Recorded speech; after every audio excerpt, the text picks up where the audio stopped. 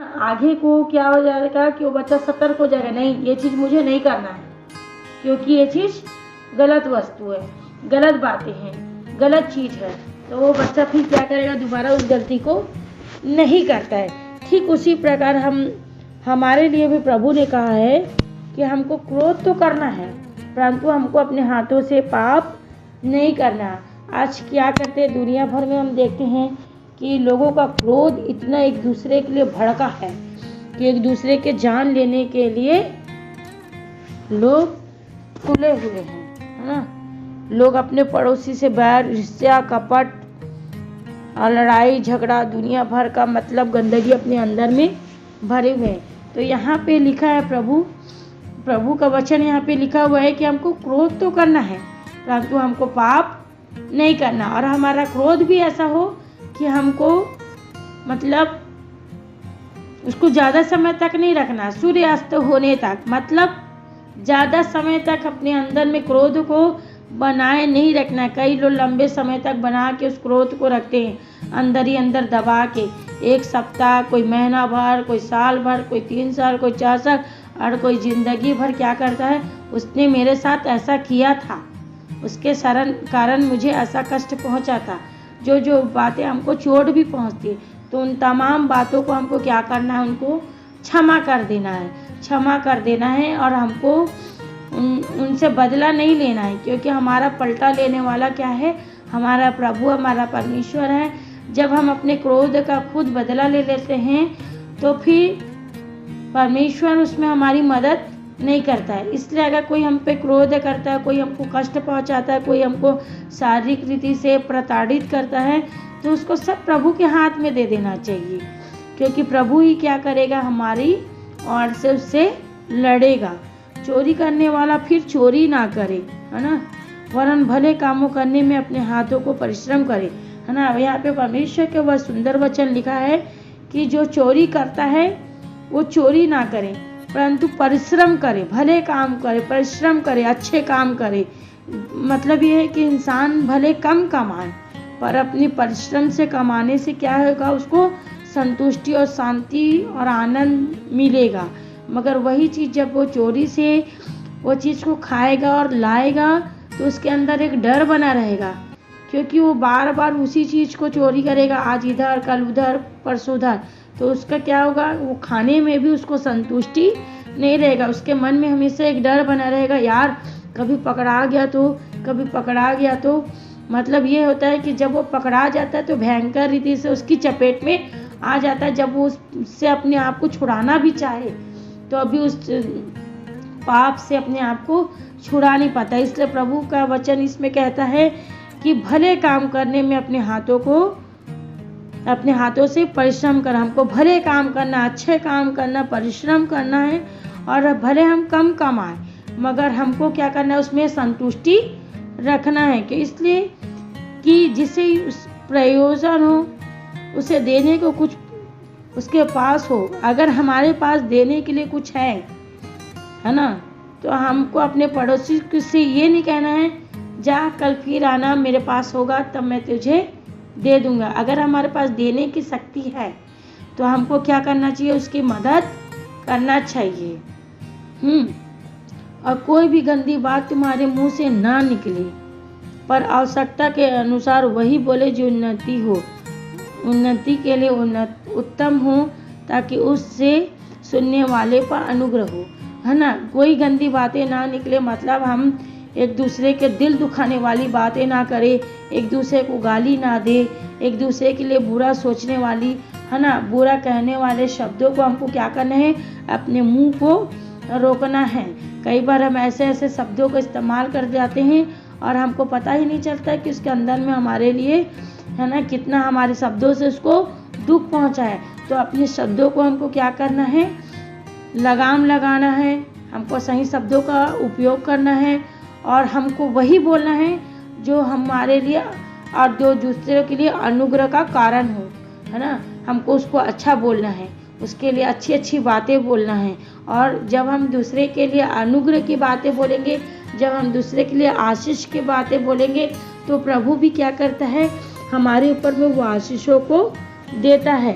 और जब हम दूसरे को भला बुरा बोलते हैं, जब हम दूसरे को गंदी गंदी बातें बोलते हैं, तो वो तो क्या होता है, दूसरे को मतलब उससे चिढ़ लगती है, परेशानी होती है कि नहीं होती है वो तो मैं नहीं जानती, परंतु इतना मैं जानती हूँ कि उससे हमारा खुद का शरीर क्या होता है, टेंशन में, बीमारी में, नाना प्रकार की बुराई में जूझते रहता।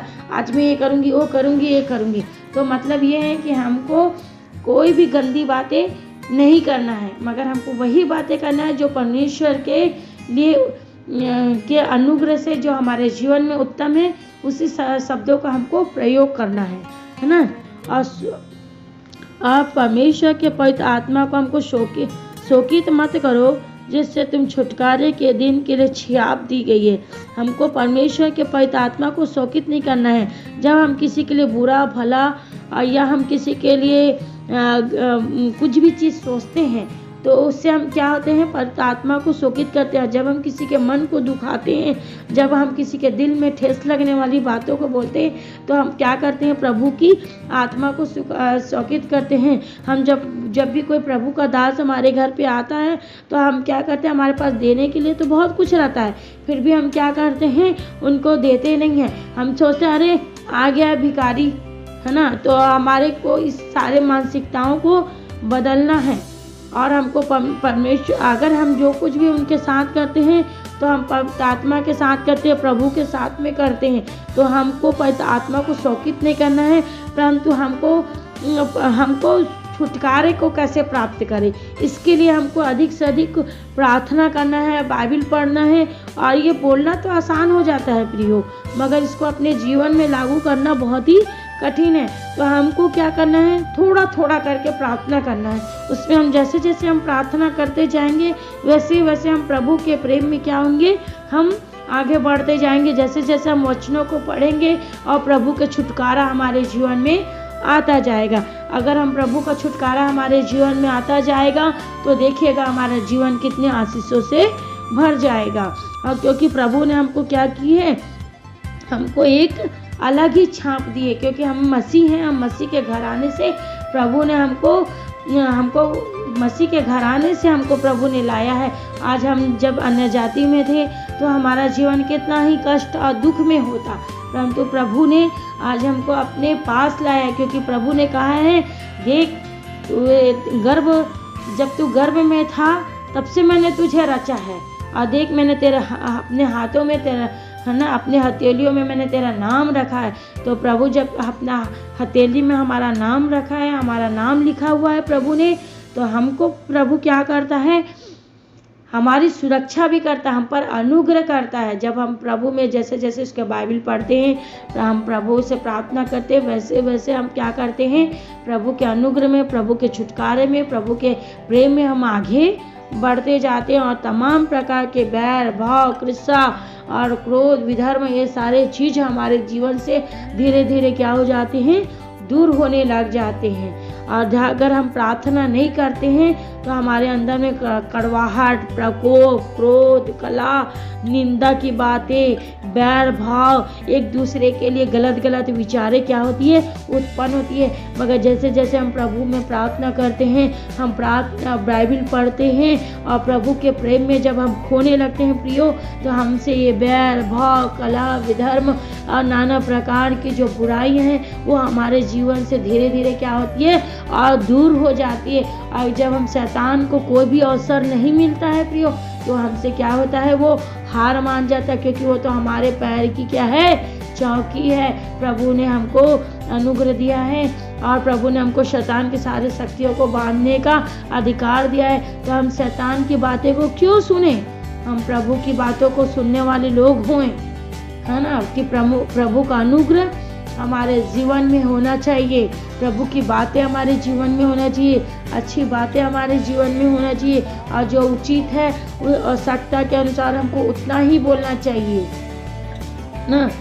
एक दूसरे पर कृपाल और करुणामय, कृपाल का मतलब होता है दया, करुणा मतलब प्रेम से भरा हुआ। जैसे परमेश्वर ने मसीह में तुम्हारे अपराध क्षमा किए, वैसे पे तुम भी एक दूसरे के अपराध क्षमा कियो, है ना। हम तो इतने पापी थे, इतने निकम्मे थे और हमारे पाप क्षमा करने की योग्य नहीं थे। हम पाप की संतान थे और हम इतने हैं कि हर दिन हमारे जीवन में कोई ना कोई पाप होता है। झूठ बोलने के द्वारा, किसी को ठेस पहुंचाने के द्वारा, किसी की बुराई करने के द्वारा। जब प्रभु ने हम पर अनुग्रह किया है तो हमको भी क्या करना है, दूसरे के अपराध को, कोई हमको भला बुरा बोलता है तो हमको एक कान से सुन के दूसरे कान से निकाल देना है। हमको ये, हम जब संसार में रहते हैं तो ये बोलना तो बहुत ही सरल हो जाता है, पर इसे करना बहुत ही कठिन हो जाता है। हमको तो गुस्सा इतना आता है कि हम लोगों को लगता है कि इतना मारे, इतना कूटे कि जीवन में दोबारा हमको बोलना छोड़ दे। परंतु प्रियो, हमको ये सारे चीज़ों को भूल के हमको प्रभु के हमको वचन को अपने जीवन में रखना है। हमको उनको क्षमा कर देना जो हमको भला बुरा बोलते। जब हमारा स्वर्गीय पिता जब हमारे अपराधों को क्षमा कर सकता है तो क्या हम संसार के लोग, हम क्या छोटे लोग जो हमारी ज़िंदगी 60 या 70 साल, 50 साल, 40 साल है, क्या हम क्षमा नहीं कर सकते? अपने आप को क्षमा कर सकते हैं। जब हम दूसरे के अपराध को क्षमा करेंगे तो हमारे जीवन में देखिएगा नया परिवर्तन आएगा, नया जीवन हमको मिलेगा, नया आनंद मिलेगा, भरपूरी की आनंद से हम भर जाएंगे और प्रभु का अनुग्रह हमारे जीवन में इतना हो जाएगा कि हम हर समय क्या रहेंगे, खुश रहेंगे। और जब हम खुश रहना शुरू कर देंगे प्रियो, तो शैतान हमारे पास से थरथराएगा। शैतान हमसे कपकपाएगा, अरे ये तो प्रभु से कितना प्रेम करती है, ये तो प्रभु से कितना प्रेम करता है। और हमको ऐसा अपने जीवन को बनाना है कि प्रभु हमारे से खुश रहे और हम जैसे दूसरे के अपराधों को क्षमा करेंगे वैसे ही प्रभु भी हमारे अपराधों को क्षमा करते जाएगा। और प्रभु कहता है हमको ये पृथ्वी के लिए ही नहीं जिंदा रहना है, हमको स्वर्ग में अपना घर बनाना है। ये पृथ्वी पर का डेरा तो कुछ ही दिन का है जो समाप्त हो जाएगा, परंतु प्रभु बोलता है जो स्वर्ग में अनंत जीवन है, स्वर्ग में जो जीवन है वो क्या है, वो हमेशा अनंत काल का रहेगा।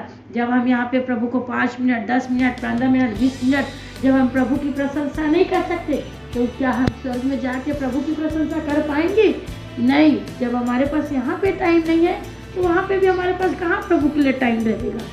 तो प्रभु भी बोलेगा बेटा जाओ तुम नरक में, बहुत समय दिया, बहुत समय दिया तुमको, तुमने कभी कोई भी परिवर्तन नहीं लाया, मैंने बार बार तुम्हारे अपराधों को क्षमा किया, परंतु तुम ऐसे मनुष्य हो, तुम्हारी मन की ऐसी कठोरता है कि तुमने कभी अपने अपराधियों को क्षमा करना जाना ही नहीं, तो फिर मैं भी तुम पर क्यों क्षमा करूँगा। तो प्रभु का भी एक समय है, प्रभु ने अभी हमको समय दिया है।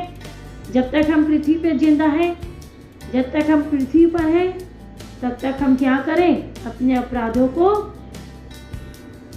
अगर हमको अपने अपराधों को ढांपना है तो सबसे पहले हमको दूसरे के अपराधों को, जो हमारा दिल दुखाते हैं, उनको क्षमा करना पड़ेगा, तब प्रभु हमारे अपराधों को क्षमा करेगा। प्रभु को